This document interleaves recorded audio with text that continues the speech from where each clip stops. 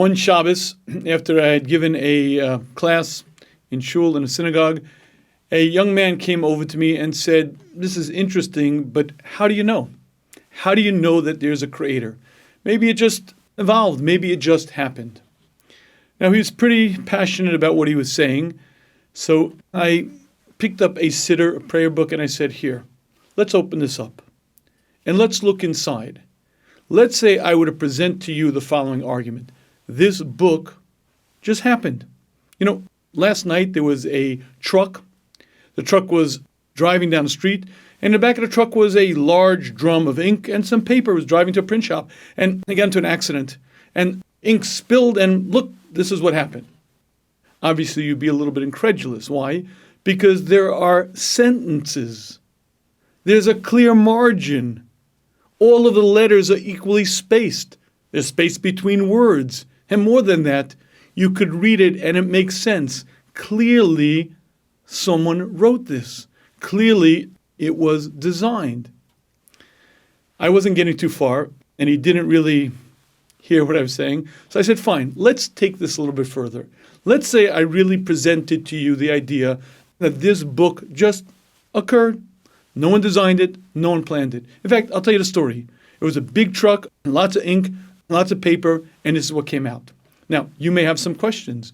One of your questions might be, well, what about the punctuation? I mean, every declarative sentence ends with a period, a little dot. Every question ends with a kind of squiggly guy at the end, and there are commas. Where did those come from? Well, I'll tell you what happened.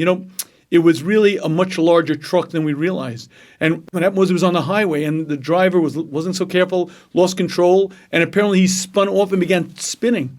The truck itself began turning over and over, and what happened was that the jug of ink just exploded, and it was such a powerful rotational force that sprayed out in a mist, and that's how the periods came about. But of course, not every rotation of the truck was equal. Some of the rotations were a little bit lopsided, and that's how you got the squiggly lines to the question marks. Oh, and the commas, ink sort of stopped in midair and fell, and that's how you got the book with its punctuation. Now, obviously, you may have another question. You may say to me, well, sir, with all due respect, each page has a page number on the bottom of the page in exactly the same place, page after page, sequentially, 1, 2, 3, straight through the book. How did those come about?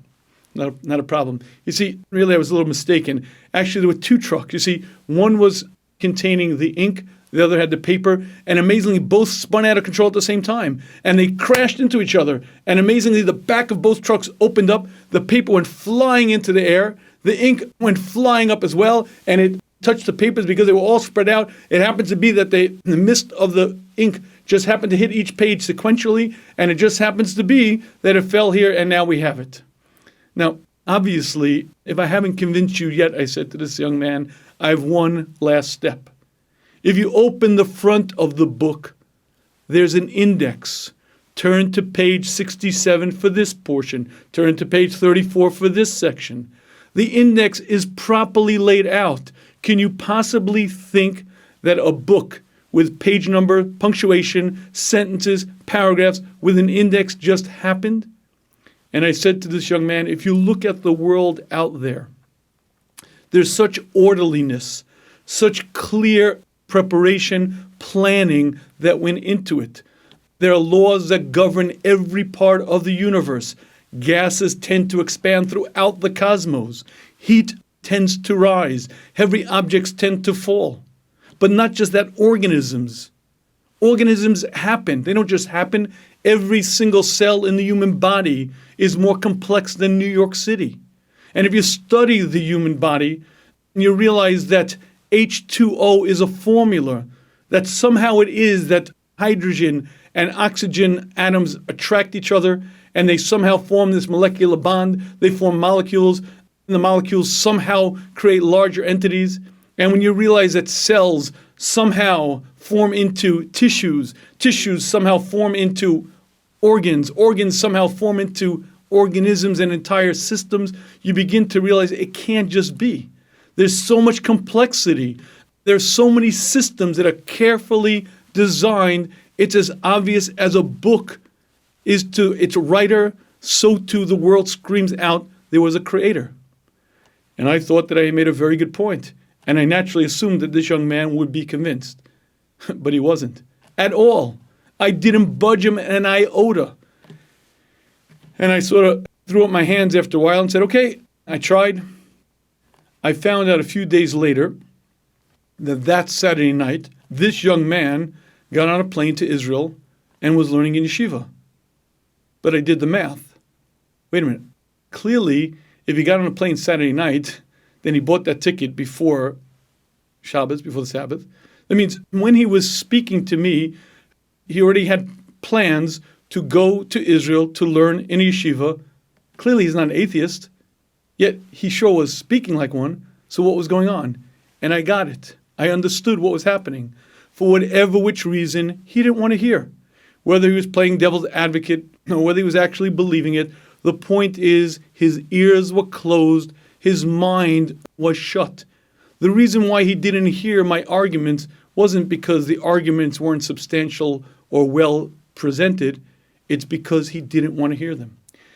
And I learned one of those great life lessons, and that is that if a person doesn't want to hear, guess what? They won't.